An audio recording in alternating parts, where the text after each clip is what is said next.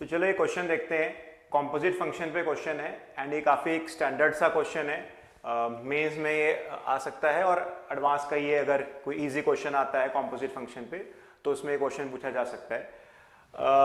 F X is equal to X cube minus 3x plus 1, then find number of solutions of F X equal to 0। तो ये question basically हम graph से करेंगे rather than making a composite function. मतलब अगर हम यहाँ composite function बनाएंगे तो 9 डिग्री का बनेगा, तो यहाँ पे हमें कॉम्पोजिट फंक्शन बनाना नहीं है। ग्राफ से ही एफ एक्स के ग्राफ को हम ड्रॉ करेंगे एंड उस ग्राफ से ही we will be able to comment on number of solutions of F X. तो यहाँ पे सबसे पहले हम ग्राफ ड्रॉ करेंगे। सो एफ एक्स का यहाँ पे डेरिवेटिव लिया तो ये आ जाएगा 3x स्क्वायर माइनस 3। तो यहाँ से जो रूट्स आएंगे एफ एक्स के एफ डैश एक्स के वो -1 और 1 आ जाएंगे।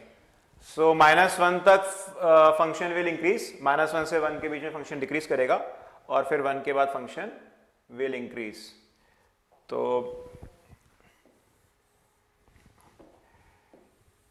अब हम इसका ग्राफ प्लॉट करते हैं। -1 पे वैल्यू यहां से आएगी -1 प्लस 3 प्लस 1, तो -1 पे फंक्शन की वैल्यू 2 हो जाएगी। तो -1 पे फंक्शन विल बी एट 2। सो यहां से फंक्शन इंक्रीज करेगा और -1 पे इसकी वैल्यू हो जाएगी 2। इसके बाद function will decrease till 1 and 1 पे यहां पे वैल्यू हो जाएगी 1 -3 प्लस 1, तो यहां पे 1 पे वैल्यू आ जाएगी -1 एंड 0 पे वैल्यू है 1, तो ये ऐसा जाएगा और 1 पे इसकी वैल्यू हो जाएगी -1। दिस पॉइंट इज -1 और इसके बाद यहाँ पे फंक्शन करेगा इंक्रीज। तो यहाँ हम देख सकते हैं फंक्शन के 3 रूट्स हैं। अब मेरा सेकंड यहाँ पे काम है कि इन तीनों रूट्स के इंटरवल आइसोलेट करना कि कौन कौन से इंटरवल्स पे ये लाई करेंगे। तो let us say this root is x1, this root is x2 and let's say this root is x3। तो अभी मैं इनके इंटरवल्स को आइसोलेट करूंगा। तो इंटरवल्स हम कैसा आइसोलेट करेंगे, -1 पे वैल्यू 2 थी, पॉजिटिव वैल्यू थी, और अगर मैं -2 पे देखता हूं, -2 पे इसकी वैल्यू -8 प्लस 6 प्लस 1, तो -2 पे नेगेटिव वैल्यू है। तो -2 पे फंक्शन x एक्सिस के नीचे था, -1 पे फंक्शन ऊपर आ गया है। तो एक हम कह सकते हैं यहां से कि जो पहला रूट है x1 वो -2 और -1 के बीच में होएगा।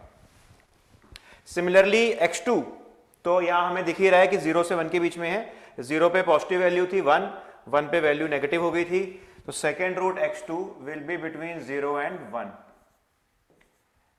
एंड थर्ड रूट ये 1 और 2 के बीच में लाई करेगा।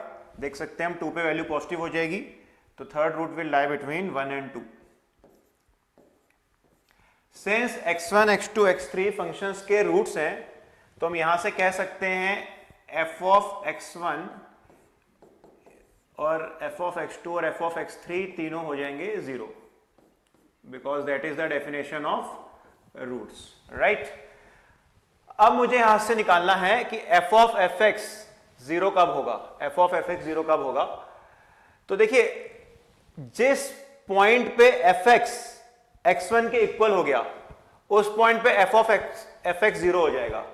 जब fx x1 के इक्वल हो जाएगा, क्योंकि fx1 0 है, तो अगर मैं fx को ही x1 बना दूं तो f ऑफ fx 0 हो जाएगा। तो अब मैं यहां जानना चाह रहा हूं कि fx x1 या फिर fx x2 और x3 कितनी कितनी बार बन सकता है।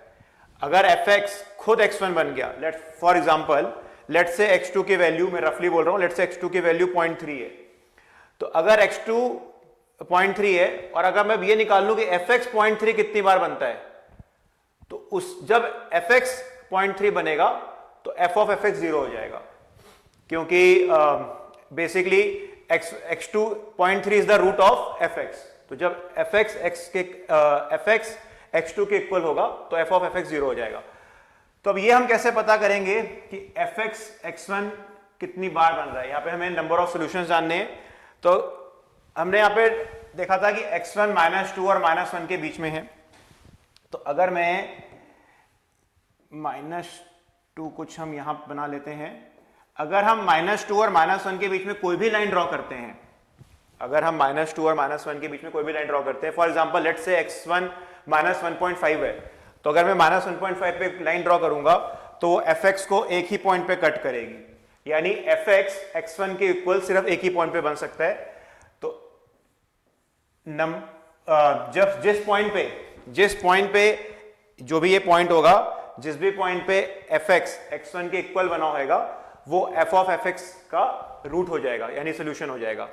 सिमिलरली x2 fx कितनी बार बनेगा, तो x2 यहां पे 0 से 1 के बीच में है, तो अगर मैं ये 1 पॉइंट था, तो अगर मैं 0 से 1 के बीच में एक लाइन ड्रॉ करता हूं तो वो 3 पॉइंट्स पे fx को कट कर रही है। सो देयर आर 3 पॉइंट्स जहां पे fx x2 के इक्वल हो जाएगा। एंड सिमिलरली x3 मैंने 1 से 2 के बीच में आइसोलेट किया था, तो अगर मैं 1 से 2 के बीच में लाइन ड्रॉ करता हूं, लेट्स से x3 1.7 है, तो अगर मैं 1.7 पे लाइन ड्रॉ करूंगा या 1.8 पे लाइन ड्रॉ करूंगा या किसी भी नंबर पे ड्रॉ करूंगा लाइन जो 1 और 2 के बीच में है, जो भी fx का रूट है, वो लाइन fx को 3 बार कट करेगी, यानी fx x3 3 बार होएगा।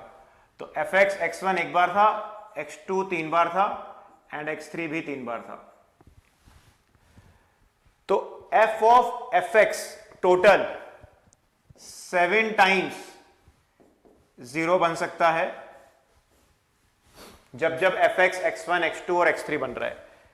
एंड टोटल हमें यहां पता ही है कि fx 9 डिग्री का पॉलिनोमियल है, अगर हम यहां fx निकालेंगे तो 9 डिग्री का पॉलिनोमियल बनेगा, तो उसके 7 यहां पे रियल रूट्स आ जाएंगे एंड बाकी इसके 2 इमेजिनरी रूट्स होंगे। तो इनकेस हमें यहां इमेजिनरी रूट्स पूछे होते, या तो फाइंड नंबर ऑफ सॉल्यूशंस, तो बेसिकली ये रियल सॉल्यूशंस पूछ रहा है, find number of real solutions, तो नंबर ऑफ रियल सॉल्यूशंस यहां पे 7 है एंड इसके इमेजिनरी सॉल्यूशंस बाकी 2 हो जाएंगे।